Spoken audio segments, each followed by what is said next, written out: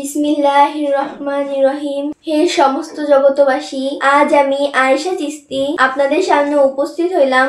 আমাদের বিশ্ব আধ্যাত্মিক জ্ঞান সঞ্চার দরবার শরীফ থেকে আলোচনা শুরু করলাম। সে আলোচনাটি হলো আমার পিতার শামীম আলী চিস্তির সেই গ্রন্থটি থেকে, শরীয়তের পেট থেকে হাকিকত ও মারফতকে উদ্ধার।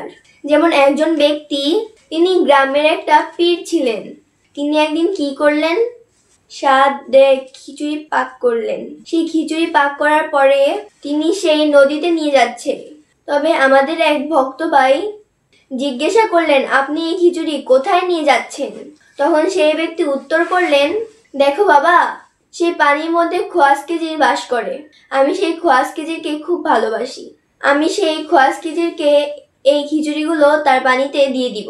আমি এই খিচুড়ি ঢেলে দিব পানিতে। খোয়াস খেজুর এই খিচুড়ি খাবে। তখন আমাদের ভক্ত ভাইটি বলল, আহারে ভাই, খোয়াস খেজুর কি ময়লা ডোবাই পানির মধ্যে কি থাকে? আমি খুলে বলছি আপনাকে, এখানে যারা গরিব দুঃখী আছে এদের মধ্যে বন্টন করে খিচুড়িগুলো দিয়ে দেন। তারপরে এই বৃদ্ধ লোকটা বা পীর ব্যক্তিটা সবাইকে খিচুড়ি বন্টন করে দিয়ে দিলেন। তখন আবার সেই ভক্ত ভাইটি বলতে লাগলেন যে, আপনি যে চাচা শুনেছেন খোয়াস খেজুর যে পানিতে থাকে, আসলে বাবা ঠিক না, এই কথাটি ঠিক না। তবে বিষয়টা হলো, খোয়াস খেজুর পানিতে থাকে, এই পানির আরেকটা বিষয় আছে। সেই বিষয়টি হলো, পানির সাথে জ্ঞানের তুলনা করা হয়েছে। ঠিক তেমন করে মানুষের যে জ্ঞান আছে, সেই জ্ঞানটা কোথায় উৎপত্তি হয়? সেই মস্তিষ্কে।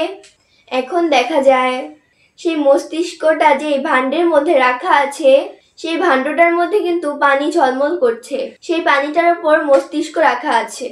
তখন সেই পানিটার মধ্যে, মস্তিষ্কের যে পানিটার মধ্যে খোয়াস খেজুর বসত করেন। সেই নালা ডোবা ওইসব পানির মধ্যে নয়, জ্ঞান পানিতে বাস করেন। তবে আমি বলতে চাই, হে সমস্ত জগতবাসী, এর মূল বিষয় এটাই হলো, খোয়াস খেজুর অর্থ যদি আমরা বুঝতে পারি, তবুও আমাদের অনেকটা ধারণা হয়ে যাবে। তো এখন আমি যে কথাটি বলতে চাচ্ছি, খোয়াস খেজুর যে ব্যক্তিটি, তাকে আল্লাহ রুহুল কুদ্দুসের জ্ঞান দান করেছেন, অধিক জ্ঞানের অধিকার তাকে দিয়েছেন। তাই বলতে চাইবো আমি আয়েশা চিস্তি, অবশ্যই আপনারা বাকিটা সুন্দর করে শুনবেন, আবার টেনে যাবেন না কিন্তু। সে বিষয়টি হলো, আমি সেই খোয়াস খেজুরকে কোথায় পাবো? আমি যদি তাকে পাইতাম, তার কাছ থেকে জ্ঞান আহরণ করতাম। এখন কি করতে হবে? সেই খোয়াস খেজুরকে আমি কোথায় পাবো? সেই খোয়াস খেজুর একজন কামেল মুর্শিদের মধ্যে বসত করে। সেই কামেল মুর্শিদের কাছে গেলে তখন তিনি আমাকে কিছু জ্ঞান দিবেন। সেই জ্ঞানগুলো কি? আকাশ, জমিন, পাতাল, আপ, আতশ, হাক, বাদ, নূর, এই প্রকারের জ্ঞানগুলো এমন ভাবেই আমাকে দিবেন যে এই জিনিসগুলো কোত্থেকে এসেছে। তাহলে এই মোহাম্মদী নূরেই কিন্তু সমস্ত সৃষ্টি জগৎ সৃষ্টি করেন আল্লাহ। যেমন আরশ, কুরসি, লৌহ, কলম, এই সমস্ত কিছু আল্লাহ সৃষ্টি করে। গাছপালা, তরুলতা, সমস্ত কিছু সৃষ্টি করে আল্লাহ। সমস্ত সৃষ্টিতে আল্লাহ বিলীন হয়ে গেলেন। তখন আল্লাহ কি বলেছেন? তোমরা যদি আমাকে পেতে চাও, তোমরা যদি আমাকে চিনতে চাও, তোমরা যদি আমাকে বুঝতে চাও, তাহলে আমার সৃষ্টির দিকে লক্ষ্য করো। হে সমস্ত জগতবাসী, আমার পিতা শামীম আলী চিস্তি, তিনি এভাবেই আমাদেরকে বুঝিয়েছেন। আরো একটি কথা বলবো, সাধারণ মানুষেরা একটা কথা বলে থাকে, আমরা কোরআন পড়বো, হাদিস পড়বো, পীর কেন ধরবো? তাহলে বুঝা যায় তারা বই পড়ে আরো মূর্খ হয়েছে। তাহলে মূর্খ যেহেতু হইতে হয়, তাহলে আমরা বই পড়বো কেন?